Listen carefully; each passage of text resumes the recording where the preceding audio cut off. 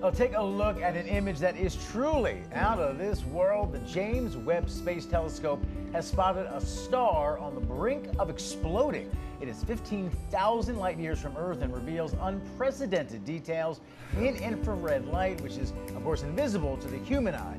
The star, surrounded by a halo of glowing gas and dust, shines right there at the center.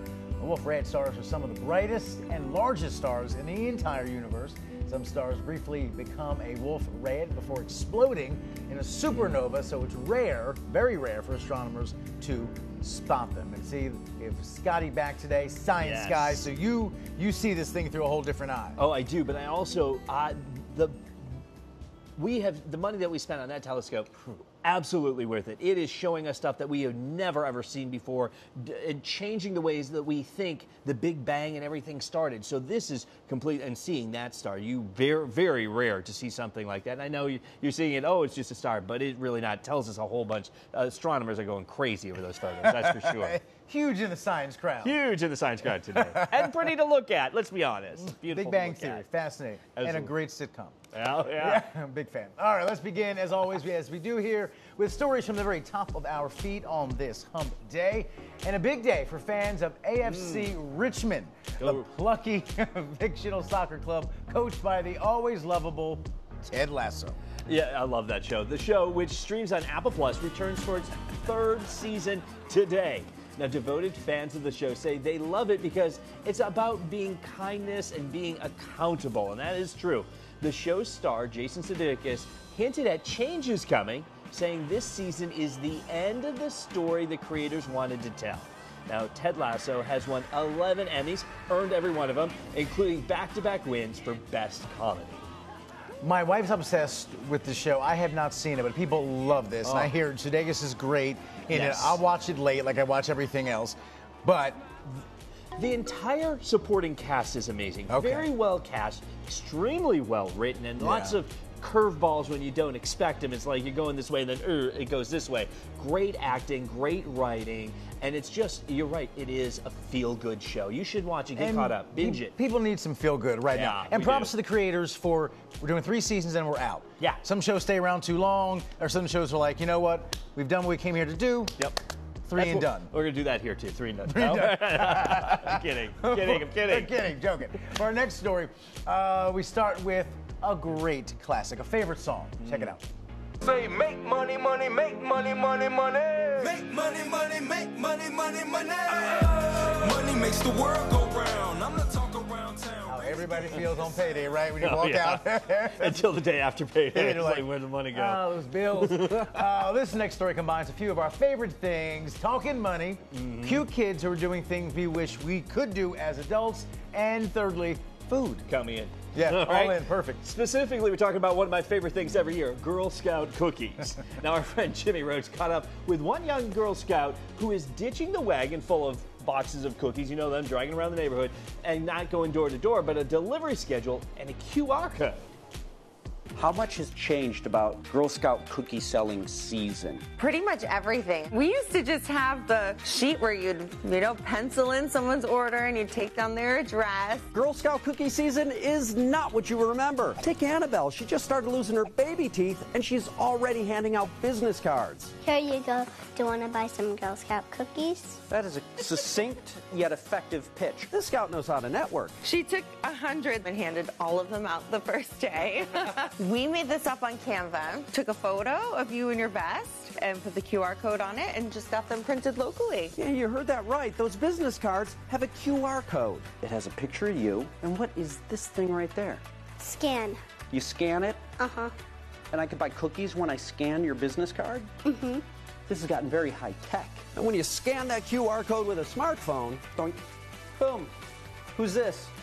Me. That's pretty slick. The template for each Scout's website shows how they're doing on their goal. So that was like kind of coming over as you sold? Yeah, and then we have just your order form right here. So you submit it, you put in your address so we know where to deliver them. And if you don't know a Girl Scout but still want the cookies, don't worry. Girl Scouts of the USA has cookie finders. There's one on their website, girlscouts.org, or you can text the word cookies to 59618. That'll take you to a cookies site that, unironically, uses cookies. and we'll either find you a local troop that delivers or let you know where a booth will be set up in your area. And if you're worried that all this tech has elbowed out the face-to-face time, relax. Most scouts, accompanied by an adult, still deliver in person.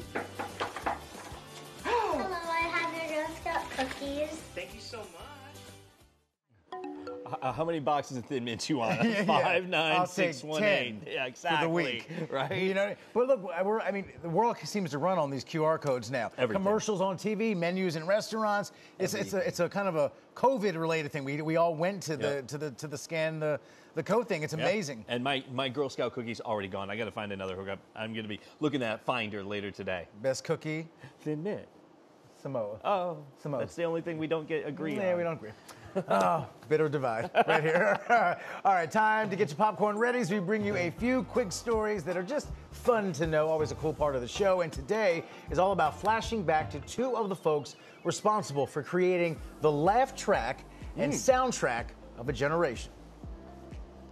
Come and knock on our door. Come and knock on our door. We've been waiting for you. We've been waiting for you. Where the kisses are hers and his, Three's Company too. Come and dance on somewhere our outside the window, the bikini. Yes. Oh, yeah. Oh, we can sing the whole song. Are you Yeah, we kidding me? can.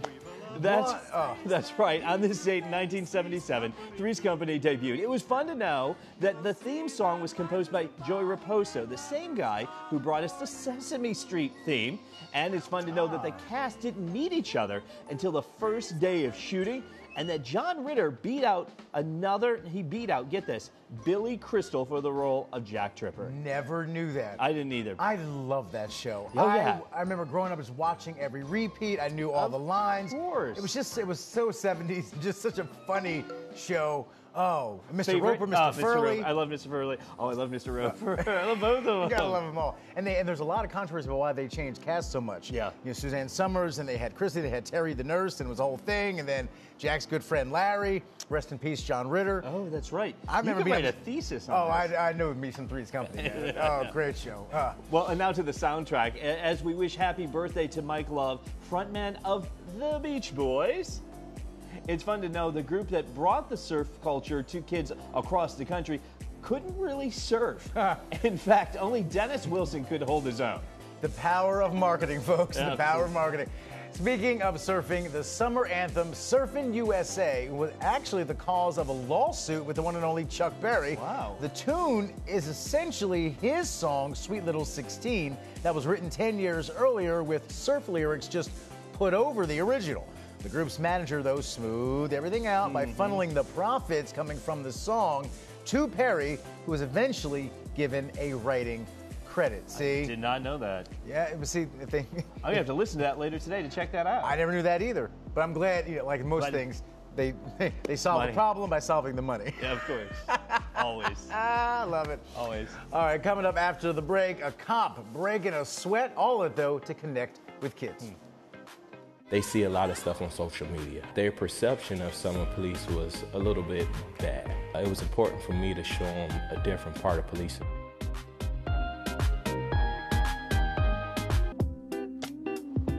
Welcome back to Afternoon Focus. Check out this blue heron there on your screen. It's strutting its stuff in the Florida Everglades. These birds are excellent fishers thanks to specifically shaped neck vertebrae. They can strike prey at a distance, and they're spectacular to look at. So you think of Florida, you always think of gators down there in the, you know what I mean? But good to know that obviously beauty, nature comes in all forms. Yeah. We used to have those and cranes in our backyard, and they're massive. They're massive birds. They're very tall, and you see them, you're just stunned when you see them because they're so beautiful. Are they mean? Do they? No, I mean you never really get close to them. They move on pretty quickly. Oh, good. Yeah, Okay. they My move on favorite pretty kind of animal, one that keeps on moving. keeps it moving. Yeah. All right. Well, some of us might break out into a little bit of sweat when you see a police officer thinking you're in trouble. What did I do? Was I speeding? Right. Yeah. But the Detroit police officer you're about to meet is going the extra mile to connect with kids and change their perception of law enforcement. Our friend Faraz Javid has a story of this unconventional idea. This is Special Operations Officer Lamar Harris of the Detroit Police Department. The 40-year-old Detroit native has been on the job for nearly 5 years. For Officer Harris, Core City is his favorite area to patrol. because here he's met some special new companions. You did a good job. They're like my little best friends. From lunges to squats, pull-ups to push-ups. Come on, that's all you got? Officer Harris loves being part of the Core City CrossFit Kids Detroit program. They challenge me, I challenge them. But things were not always this fun. The program's founder, Helen Taylor, says last October, Officer Harris stopped by the gym to introduce himself as one of the area's patrolling units. At first, when the kids saw Officer Harris, they were a little upset and scared. They asked me if they were in trouble and why was he here. What was the perception of law enforcement? He definitely wasn't viewed as someone, as an advocate for them. That's when Officer Harris knew he had to change how they saw him. You could have easily come here and worked out with the kids in a, within a gym attire. Right. Why did you choose to come here with tactical gear? I wanted to come here and show them that when they see me, it doesn't automatically mean something is wrong. They see a lot of stuff on social media. Their perception of Summer Police was a little bit bad. It was important for me to show them a different part of policing and show them what we do as Detroit police officers. You could smile, you could shake my hand, we could work out together. Oh, this is a team effort, come on. A couple of months later, the results speak for themselves. Do you like training with Officer Harris? Yes. Yeah. Why? Because he's an officer and I want to be an officer. What do you think about Officer Harris? He's a good teacher. Keep the head straight, body straight. The program started last year with 8 kids from George Crockett Academy across the street. Now it's grown to over 30 children across the neighborhood. They hug him when they see him. They're excited to have him a part of the program. He's like part of the family. He definitely is part of our family. He's not going anywhere. Wow. Yeah. I mean, let's be honest. I mean, it's been a tough few years when it comes to news in our country about police just in the last few days, stuff about Louisville and Memphis and some very high-profile cases. So I love that story kind of gives you a whole different look, just one guy, but who's really trying to, just because I'm here doesn't mean something's wrong. That is important for the kids to know. And not just for kids, adults too. Instantly when we see a police officer, we think, okay, what's the problem? What did I do? What's happening around me? And that's just kind of been instilled into us. So I think it'd be great for departments all across the country to kind of do that same thing, be out in the public, in the uniform, knowing that everything's fine. And I think it will help and that move everybody in the right direction. And that's the whole thing, community policing here. A lot of departments around the country talk about that. Absolutely. They want the neighborhood to feel comfortable with Officer Steve, Officer John, Officer Betty, whoever it is, you knowing that, again, we're not just here when something goes wrong. And by the way, on a much less significant note, props to him for working out with all that gear on. I was like, Heck wow. Yeah. Heck yeah, right? Although he looked like he was in great shape. He's getting good. Better than... yeah, better than us. You don't even have to say it. I'm over here dialing for Girl Scout cookies. Exactly. Oh, man. Well, don't turn away. When we come back, we're talking to a man who is definitely breaking some taboos and also, in a broader sense, empowering a new generation of thinkers. That story next.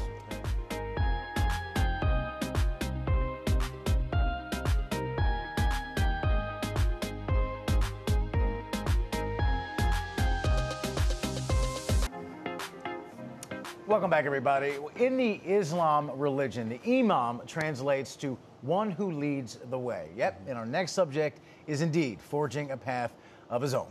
Muhsin Hendricks is known to be the first openly gay imam and is documenting his journey in a new film titled The Radical, chronicling his brave efforts to unite fellow queer Muslims and fight oppression. Take a look. The need to be authentic was greater than the fear to die. Is this even possible? Is this real? Can we be queer and Muslim, and can we be in this space and praying together? This was the best thing for me ever, to come to a space where I can just be, and I can pray and I can just be authentic. Why must a gay person fight for God's love? Good practicing Muslims have the choice. It was as if my dad was always going to war. And I think only later I realized that the war that he was fighting was a good one. The heart is not big enough to contain both fear and faith. You choose. Wow. Well, joining us now is the star of the film, Imam Muhsin Hendricks. Thank you so much, not just for being here, but for sharing a pretty amazing story. I'm wondering, how did you come out, and why did you decide that was the time to do it? It's not a difficult process. It's often a difficult process for a lot of people. What was that process like for you, particularly in the realm of being a Muslim? Right. Thanks for the question. So I came out around 30 years ago. And at the time when I came out, there were no safe spaces. There was not a safety network. And it was pretty much feeling like you were the only queer person in the village. And it was a very traumatic experience. And because we come from conservative Muslim communities, it's even more difficult to deal with the issue when you hear it from the pulpit that gay people are destined to hell. And I didn't want anyone else to experience that. So after my studies in Pakistan, after I came out, I decided that, this is my calling and this is something that I have to do to help to prevent others from having to go through the same challenges. And I will say what you just said about your experience of feeling like you're the only one. I had that exact same feeling, and and most people that eventually do come out have that exact same feeling, like I'm the only one. When you come out, you realize that you're not. So after watching the documentary that you put together, we got to see you in your element, coaching queer Muslims around the world. But we know it hasn't always been easy for you. Can you explain to us when you first knew you felt different from others in your community? Well, I think it was, I always say that I started early. I was about 5 years old when I recognized that I was different from other boys. And so ever since that time, you kind of feel because I was also a very effeminate boy, and so you kind of feel the stigma and the marginalization from your community. And then having to, go to Muslim school where your grandfather is actually the teacher at the school, and that pressure of having to be a good Muslim all the time, I think it's just, too traumatic for a youngster to deal with. And then right through my teenage life, I've been, ultra-Orthodox Muslim, just so that I can hide my sexual orientation and not be further marginalized. Has there been, I should say, any backlash in your religious community, and how do you deal with that? Because in parts of our world, coming out as who you are can cost you your safety and even your life. I'm wondering what the backlash has been like for you personally. So when my first documentary came out, A Jihad for Love, that was about in 2007, there was a fatwa, a religious judgment that was passed against me by the local Muslim Judicial Council. And that fatwa was read out in the almost 300 mosques in Cape Town, pronouncing me as out of the fold of Islam, and that people should not watch this documentary because it's propaganda. And so dealing with that was quite tough. But fortunately, there were no incidences of violence. There was abuse hurled at me on radio stations, through my Facebook and other social media. But then eventually you develop a tough skin, you say to yourself that this is such an important work. It's not just about myself, it's about saving so many lives and giving hope to so many people, that when they feel that they have these intrinsic identities of being queer and of a person of faith, that they should be allowed to live out both or express both those identities. And for me, that was the focus. So I didn't really care whether, I always say that I just hope that I never die at the hands of ignorant people, but this is something that needs to be done. Amazing documentary and amazing bravery. Thanks so much for giving us some time and sharing your story. It's remarkable, sir. Thank you so much. You're welcome. You're welcome. Thanks. We'll be right back.